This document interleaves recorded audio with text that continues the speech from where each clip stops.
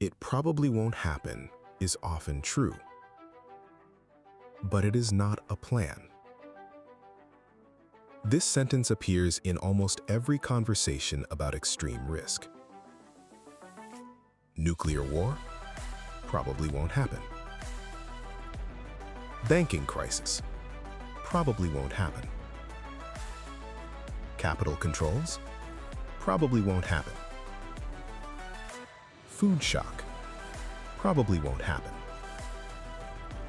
Currency crisis? Probably won't happen. Civil disorder? Probably won't happen. And in most cases, on most days, that answer is correct. But it is incomplete. Because risk is not only probability.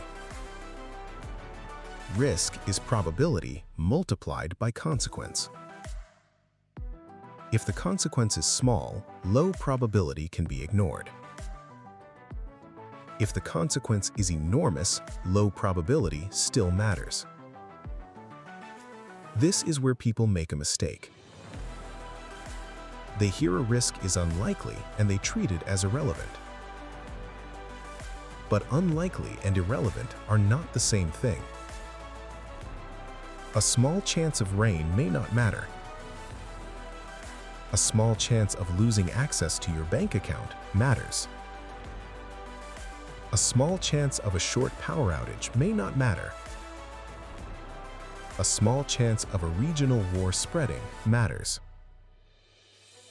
A small chance of a food system shock matters.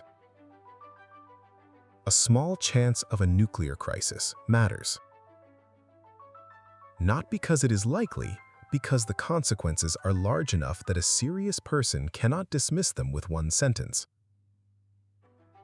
The phrase, "it probably won't happen," is comforting because it lets people avoid the harder question, what if it does? Not because we expect it, not because we want it, not because we are obsessed with it, but because consequences matter. A robust life is not built around a single forecast. It is built around many possible futures. This is the difference between prediction and preparation.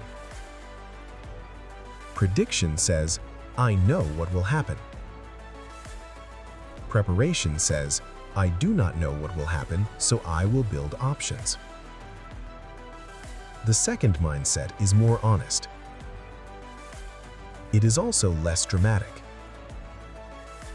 It does not require fear. It requires humility. That is the core base 2 idea.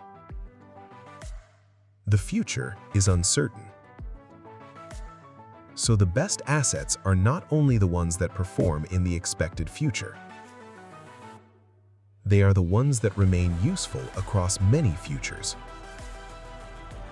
Stocks may perform well in a stable growth future. Bitcoin may perform well in a digital scarcity future.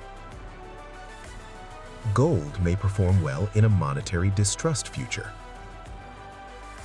Cash may perform well in a deflationary or opportunity-rich future.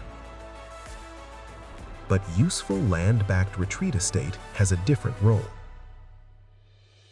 It can become shelter, food, water, hospitality, community, a second base, a retreat, a business, a place to go. That usefulness matters even if the worst case never comes.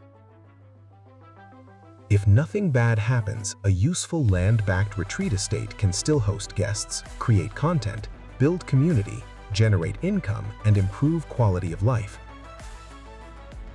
If something does happen, the same asset may provide options that a screen-based portfolio cannot. That is the key. Good resilience is not wasted if the crisis never comes. Bad resilience is a bunker you never use. Good resilience is a productive asset that makes sense in normal life and becomes more valuable under stress. This is why "it probably won't happen" is not enough. It might be true. That is the sweet spot. Build what improves normal life and becomes critical under stress. The point is not to expect the worst. The point is to stop depending on the best. This is not a prediction, and it is not fear marketing. It is a stress test. Which assets still matter when the model breaks? That is the kind of question Base 2 studies inside the Telegram community.